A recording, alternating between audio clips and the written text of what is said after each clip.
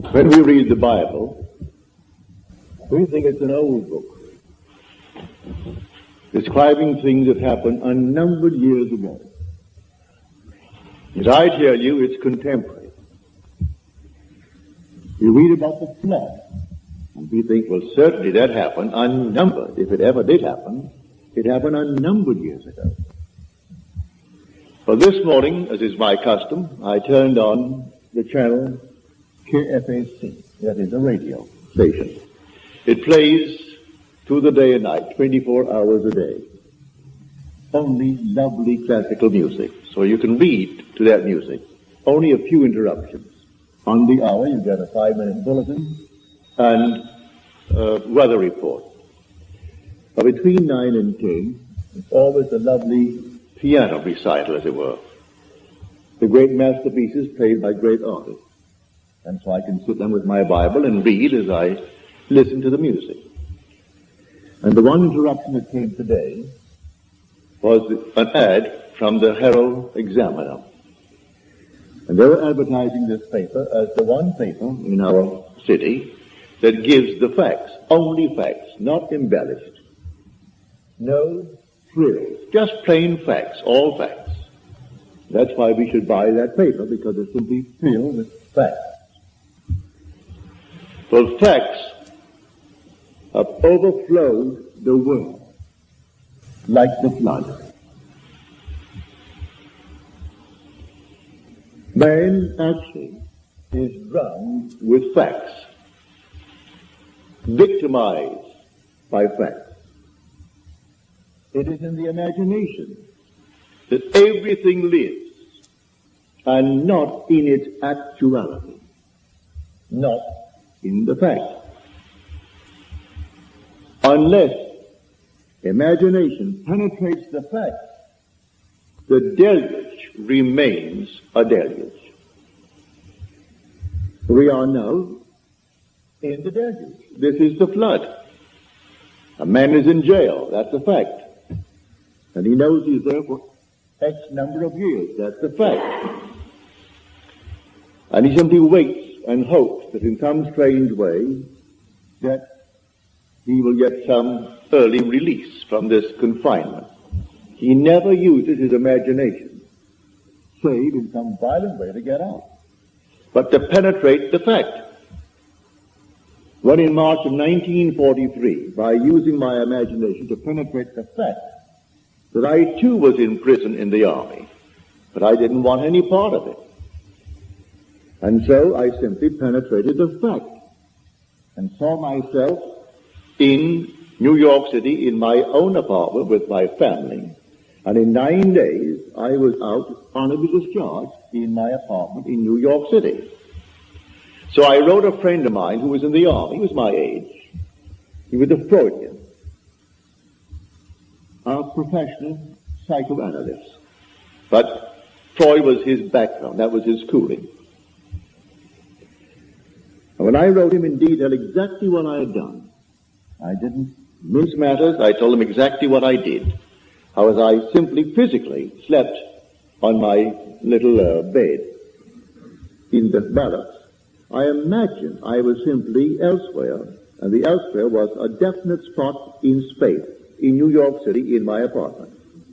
And what I did, I could feel the bed, I could feel the things in my house.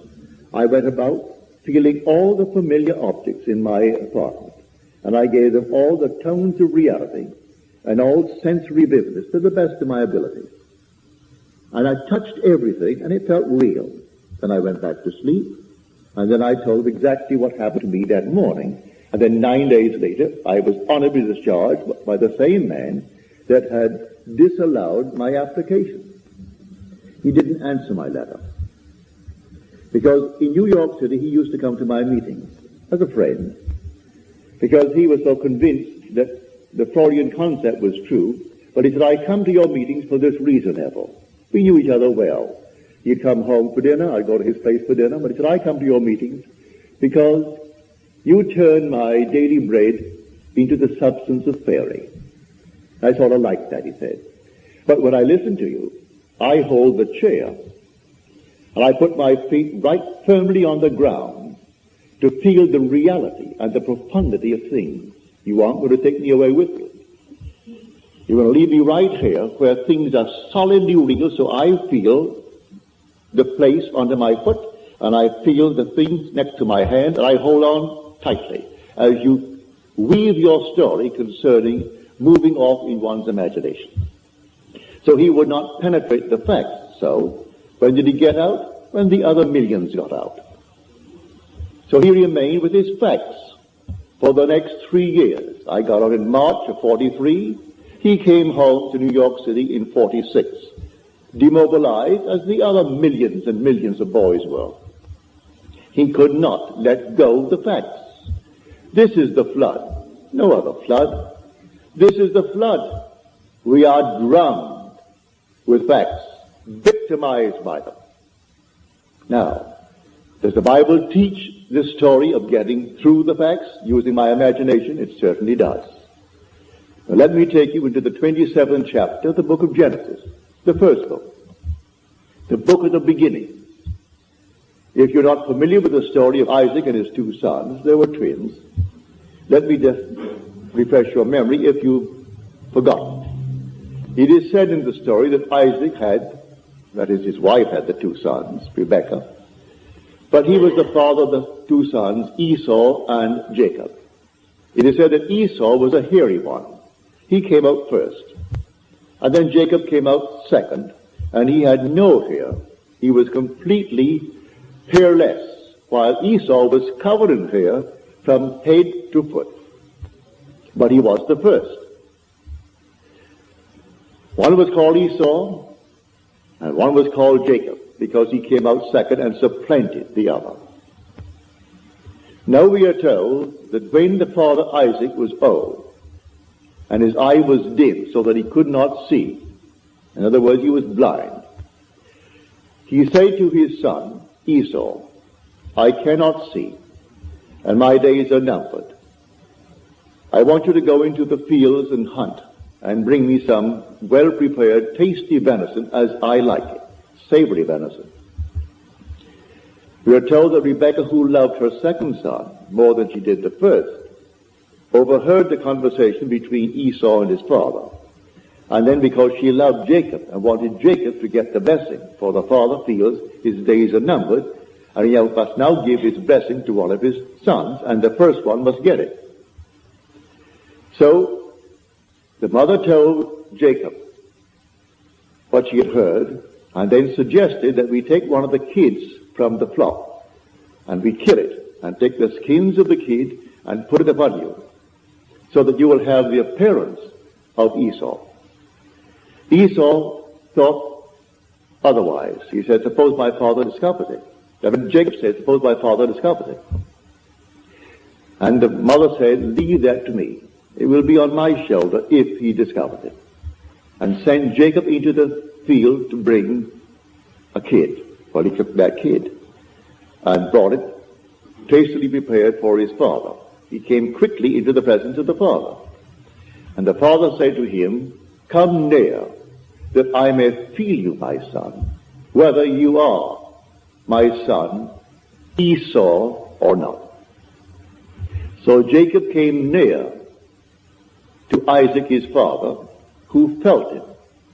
And then Isaac said to Jacob, the voice is Jacob's voice, but the hands are the hands of Esau. And then he blessed him.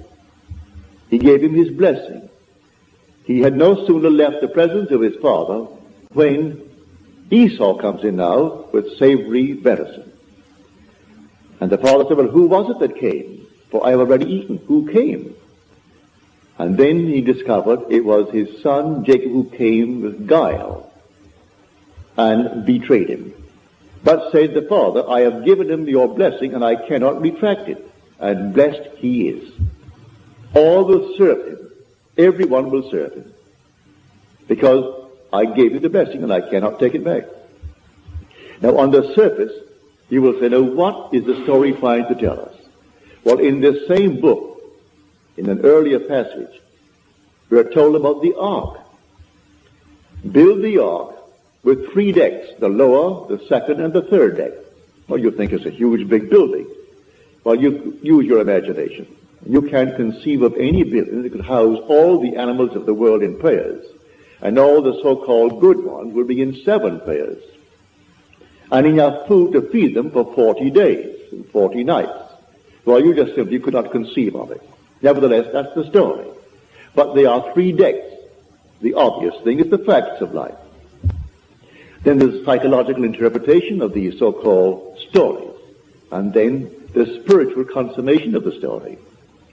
So you have the lower deck, the second deck, and then the third deck. So here is a perfect example of the second deck. This room now is a fact. We're all in the room. It's a fact. But suppose I don't want to be here. Suppose it becomes a prison to me. Can I get out of it? If I know to penetrate the fact. If I know that I am the ark. That all things exist in the human imagination. And the human imagination and God are one. They are one, not two. I can, in my imagination, penetrate any wall. I can now, without batting an eye, the twinkle of an eye, I can stand on the street and see this thing without a man standing before it. No problem whatsoever to assume I'm on the street and looking from the street to this platform.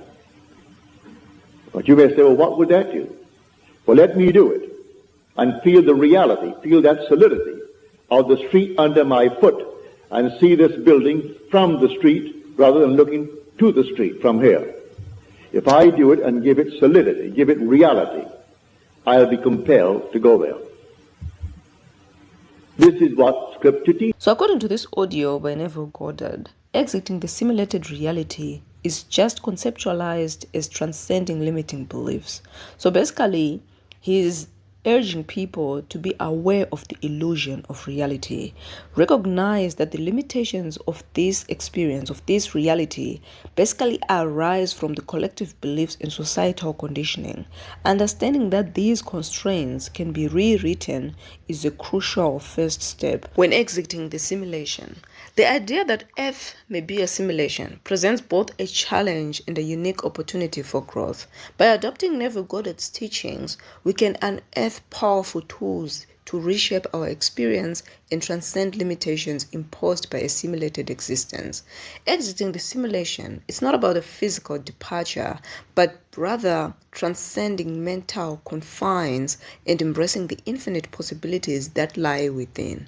By harnessing imagination, belief, and conscious intention, we can easily craft a new narrative, a new state of consciousness, which will lead one to deeper fulfillment, awareness, and ultimately liberation. As we journey onward, let us remember the power to create is always within us. Thank you for watching. I hope you have a great day.